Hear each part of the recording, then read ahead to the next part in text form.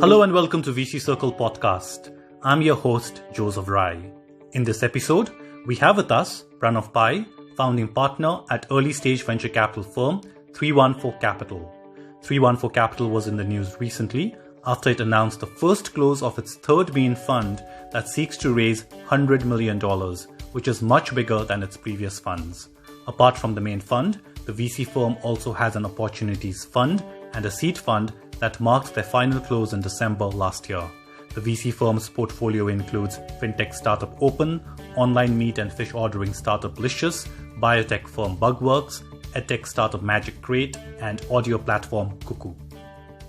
Hi Pranav, welcome to our podcast and thank you for joining us. Hi Joseph, great to be here. Cool. So let me begin by asking about your third fund that marked its first close in September. You are raising the fund in the midst of the pandemic. So give us a sense of the fundraising climate and the sentiments of the limited partners. Definitely. I think it's been a very interesting 2 quarters. We've seen a lot of variance. Of course, when the first hint of a lockdown came up in India in the middle of March, we saw almost all funding rounds, whether it's for funds raising their own capital or companies, of course, startups, companies raising their own capital. Almost all of those decisions were postponed or cancelled. So that was maybe the time of highest uncertainty. But interestingly enough, we've seen specifically from the startup ecosystem, most of the startups in the country were fairly well funded as they entered 2020. 2019, as you know, was a record year for Indian VC. We raised over $14.5 billion across the calendar year 2019. So most of the larger startups, the market leaders, the top 5 in each category were reasonably well funded. When it came to our raise, we always planned to raise a vintage 2020. So as you know, raising a VC fund is pretty tough work in any season, in any year, irrespective of what's going on in the macro environment. So our preparation really started last year as we closed up the opportunity fund. Very happy to share that our investors, of course, recommitted to our fund in more strength. Our track record with them, they've enjoyed working with us. We've enjoyed, more importantly, working with them. The portfolios have performed well. The startups, businesses, like I mentioned, were resilient. So many of our best companies actually came out much stronger. They accelerated revenue, accelerated market share, accelerated geographical expansion, even in many cases. So given that our portfolio actually tracked much, much more positively than even we had imagined, getting that first close done in spite of what was happening in the macro environment was definitely possible for us. So, of course, we're very grateful to our existing LPs for their support. And the good news is, just to close, the good news is that we've also gotten many new investors to commit. So I think the VC story in India is definitely intact. In fact, I think it's accelerated. So that's leading to many interesting new conversations. Did they express some kind of concern, the limited partners, as they committed money to you? Yes, I think there were 3. As always, there are 3 general concerns. One is, forget the macro environment for a minute. One is always, if it's a new relationship, it takes time to build that trust, because these are decadal relationships. When an LP is investing in a VC fund, these are typically 8, 10, sometimes even 12-year stories. So that trust needs to be built for that decadal relationship. Number 2, most funds are now being very deeply investigated on track record, specifically on how they're able to get their portfolio to scale up, how their businesses are tracking towards profitability. And third, I think very importantly, exits were always under question, as you know. We discussed the same point last year. Right. And I'm happy to share that just in the last 18 months, there have been a fantastic track record of exits for the entire Indian ecosystem, as we've all seen.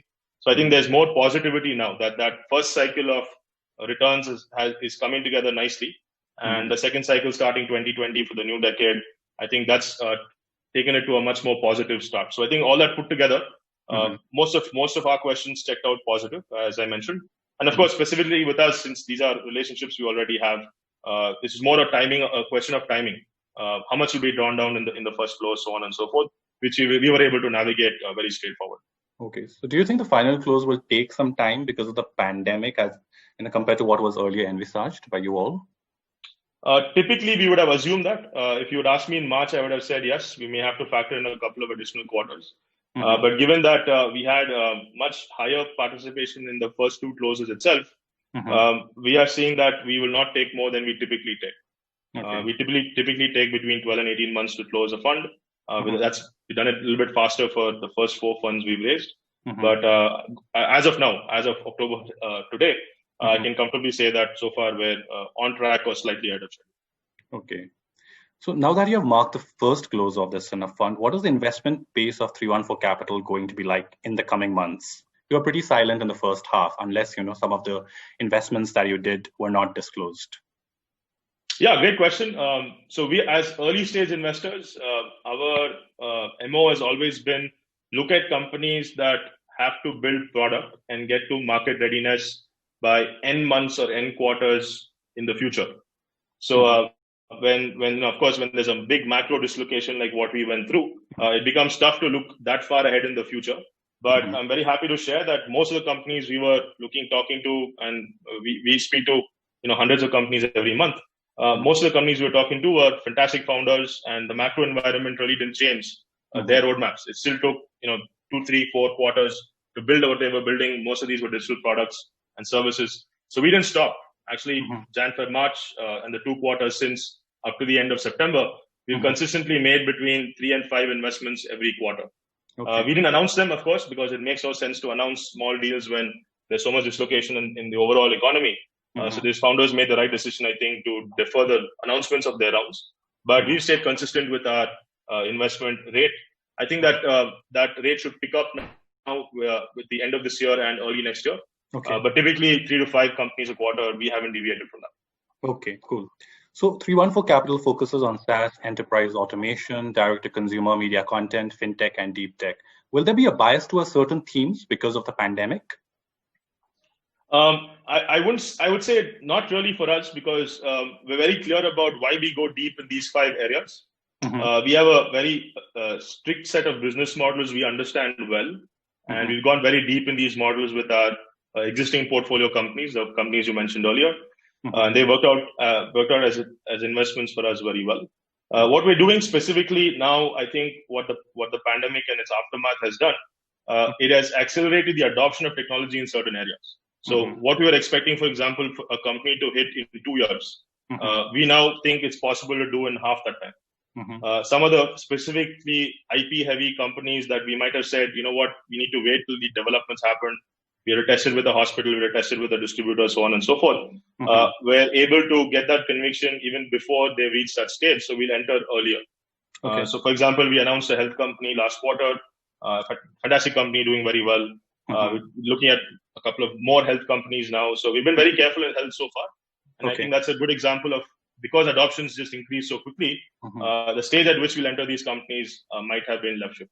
Okay. What about in EdTech? We saw a lot of growth stage investments. Yes, I think EdTech, finally the time for Indian EdTech has come. We're very happy to see how much attention these companies are getting. Through an associated fund of ours, through RN Capital, as you know, one of the first funds in our group, we've been fortunate to be part of the Byju story from the start. So I think that's the first wave of Indian EdTech has set a very high bar globally for how big an industry this has become. I think the second wave of EdTech will be even more interesting. They will grow much faster.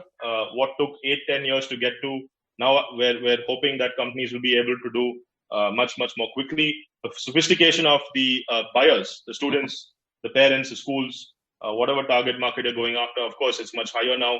So those barriers to entry don't exist as they were even 5 years back.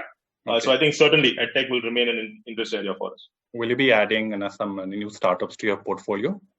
Definitely. We just did one. We announced one last quarter, and I think we'll definitely be open to looking at more. Okay.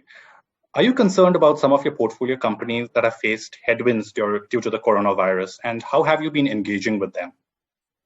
Yeah, of course. I think overall, majority of our companies were either neutral or positive from the lockdown. So, for example, companies like Licious, the enterprise SaaS companies like Darwinbox, Better Place, and I don't want to give too many names, but most of them were impacted positively, meaning that, like I said, there's an acceleration of adoption, acceleration of revenue, acceleration of customers coming in. Most of our companies were in that bucket or in the neutral bucket, meaning no change. Anyway, we have long-term contracts with our clients. We may not have re-upped or resold new modules as quickly as you wanted to, but those old contracts remain, so not too much change. The small segment which has had some negative impact, I would say, is in three primary areas. One is in mobility. We have only one company in that space, an electric vehicle company, which is, again, bounced back very quickly. Their utilization's gone up much faster than we expected after the Unlock 1 was announced. So that was only a temporary dislocation. We haven't done too many companies in the physical, in the real world space. So we don't have too many retail companies, for example. We don't have too many companies in the travel industry, for example. So we've stayed out of many of the large areas that have been negatively impacted. Not intentionally, of course. We can't plan for a pandemic. But thanks to us focusing on digital, even if there was a momentary dislocation, it was temporary. Our companies have been able to bounce back very quickly. Okay.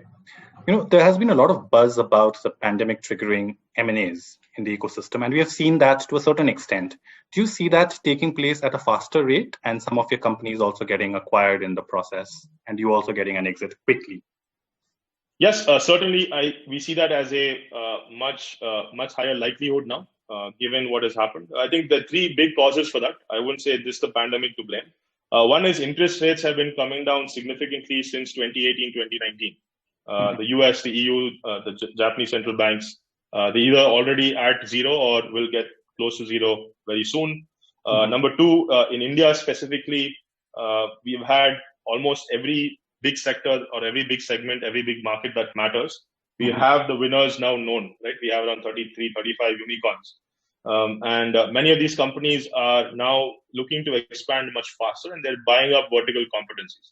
So the Indian ecosystem has also reached a maturity point where it makes sense for them to buy smaller companies, buy into adjacencies.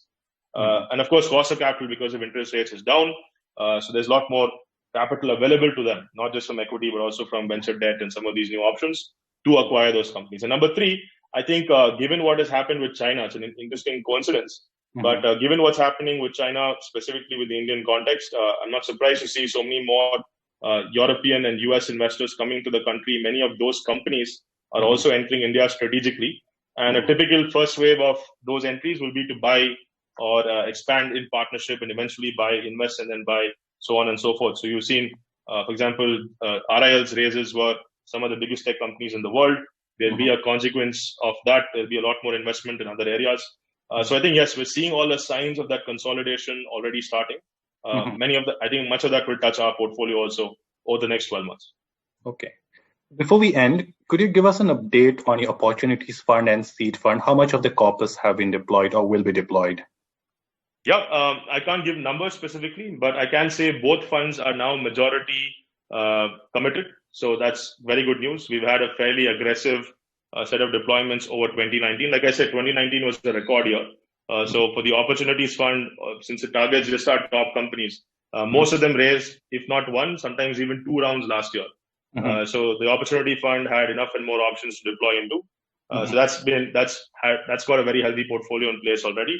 The Seed Fund, we have just under 20 companies. Almost half have already raised follow-on rounds. So that Seed Fund has also been a very high velocity portfolio. And not surprisingly, it's also now majority committed. So both those funds, the ones we closed last year, are already well underway to be 100% by 2021, 2022. Cool. Thank you, Pranav, for speaking with us. Thanks, Joseph. Great to be here. Cool. And that's all we have in this edition of VC Circle podcast. Thanks for listening. Take care and goodbye.